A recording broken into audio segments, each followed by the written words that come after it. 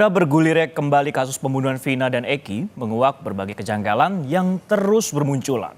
Kasus yang telah 8 tahun ini tenggelam kembali mencuat dengan setumpuk kontroversi. Di antaranya soal kejanggalan dalam penetapan nama-nama DPO.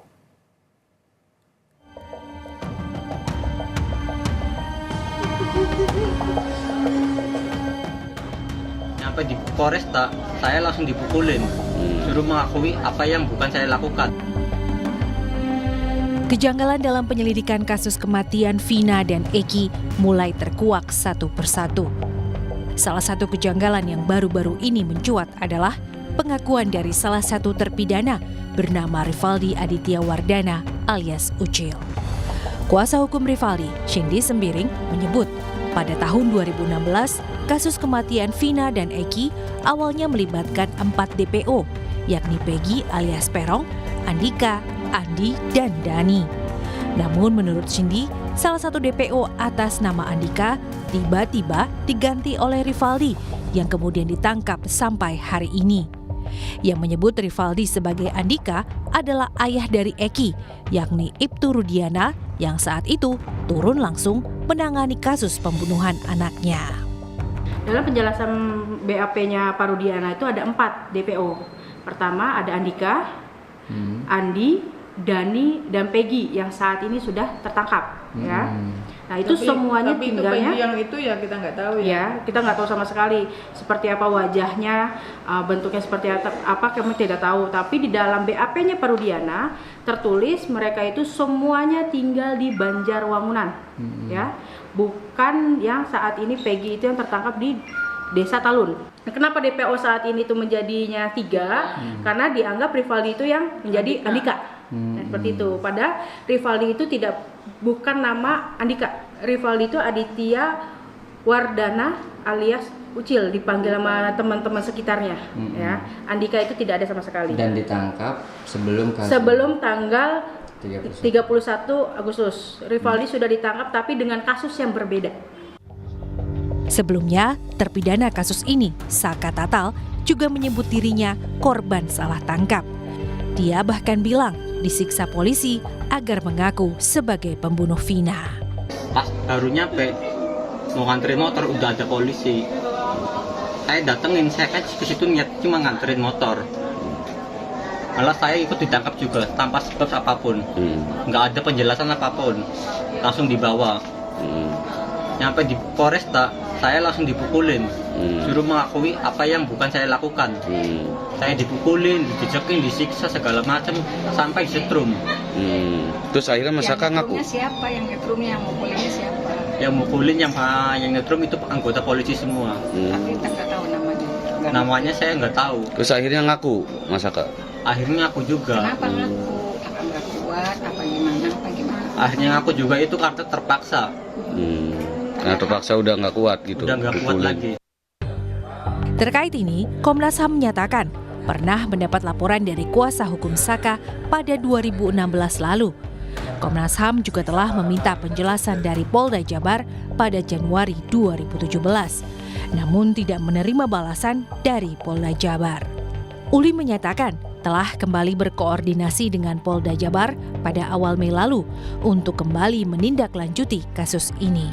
Terkait dengan aduan mereka, pertama terbatasnya akses keluarga dan kuasa hukum untuk menemui para tersangka termasuk Sakal.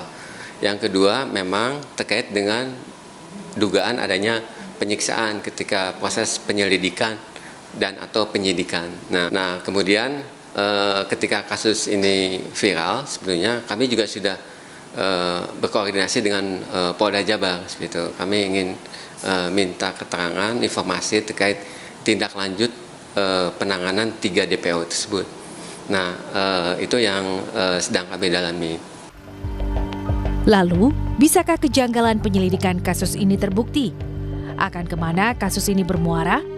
Tim Liputan, Kompas TV.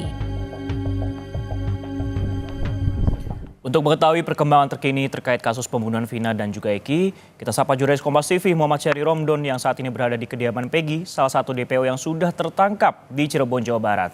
Syahri, selamat siang. Orang tua Peggy ini kan menyebut saat kejadian Peggy ini berada di Bandung bersama ayah dan juga pamannya. Namun di sisi lain ada saksi mata yang melihat Peggy berada di lokasi kejadian. Lantas sebenarnya bagaimana kemudian cerita versi orang tua Peggy terkait dengan hal ini, Syahri? Ya, baik Francisco di studio. Selamat siang saudara. Sampai saat ini pihak orang tua masih tetap meyakinkan bahwa Peggy Setiawan yang telah ditangkap oleh Polda Jawa Barat tidak terlibat pada kasus pembunuhan Vina dan juga Eki. Ibu Peggy Kartini menyampaikan kepada kami bahwa pada saat itu dia atau Peggy sudah berangkat ke Bandung 3 bulan sebelum bulan Agustus, yakni sekitar bulan April atau bulan Mei.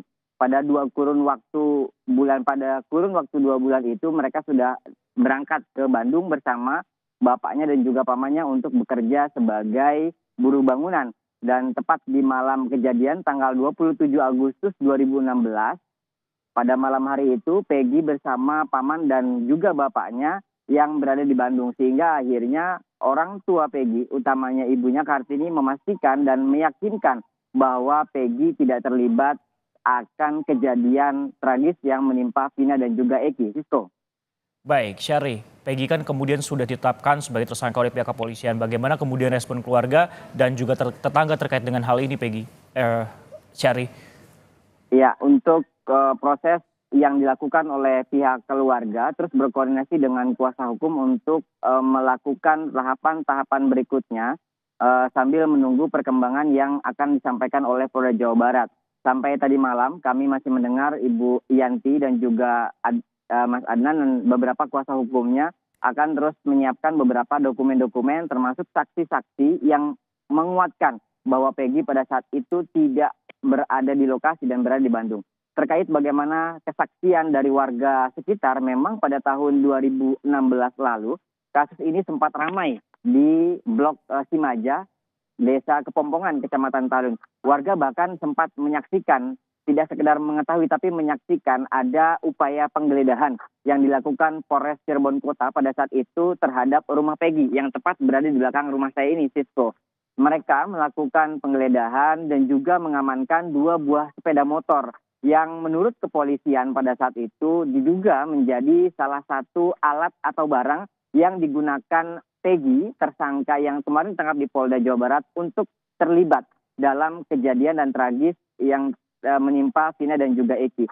Sampai saat ini kami masih terus mengikuti perkembangan yang terkini untuk penanganan. Kami juga berupaya untuk mengonfirmasi kepada kepolisian Polres Cirebon Kota bagaimana proses pengejaran terhadap 2 orang DPO dan juga bagaimana perkembangan berikutnya pemeriksaan terhadap Peggy dan juga 7 orang terpidana yang informasinya sejak Senin lalu sudah dibawa oleh Polda Jawa Barat dari Lapas Kesambi Kota Cirebon ke 3 lapas di Bandung. Bagaimana prosesnya kami masih menunggu keterangan, namun sampai saat ini kami masih belum mendapatkan jawaban dari pihak kepolisian untuk membuka tabir bagaimana sebetulnya duduk perkara ini dan bagaimana dan seperti apa muara atau kesimpulan dari kasus yang saat itu sedang ramai dan sampai saat ini belum juga tuntas. Sisko. Baik, dan nantinya juga akan ditunggu ataupun juga dinantikan tabir terkait masalah keterangan dari orang tua yang mengaku bahwa 2 bulan ataupun juga 3 bulan sebelum kejadian ini bahwa Peggy ini bekerja sebagai buruh bersama paman dan orang tuanya. Ini akan terbukti nantinya. Terima kasih Muhammad Ari Syahri Romdon yang melaporkan langsung dari Cirebon, Jawa Barat. Terima kasih, Sisko.